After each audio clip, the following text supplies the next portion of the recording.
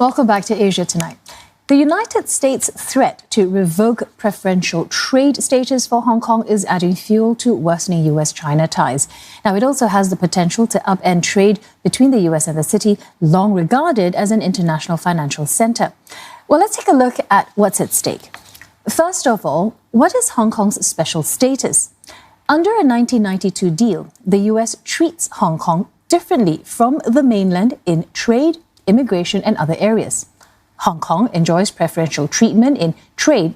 For instance, there are little to no tariffs on exports to the US. The US dollar can be freely exchanged with the Hong Kong currency.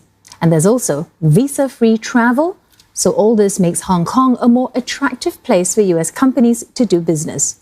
But this status hinges on Hong Kong's continued autonomy from China under the One Country, Two Systems framework.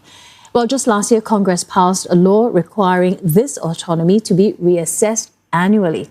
And this week, the US Secretary of State Mike Pompeo reported Hong Kong is no longer autonomous enough to warrant preferential treatment. So if Hong Kong's special privileges are revoked, it could lose an estimated $38 billion in trade. And with Hong Kong treated like any other Chinese city, tariffs such as those imposed during the trade war might come into play as well. So US companies based in Hong Kong, and there are over 1,000 of them, could leave. But rescinding the status could hurt America as well. So the US enjoys the biggest trade surplus with Hong Kong at $29.3 billion in 2019. Hong Kong also offers US companies a relatively safe way to access the Chinese market. And some also argue the move could push Hong Kong closer to Beijing.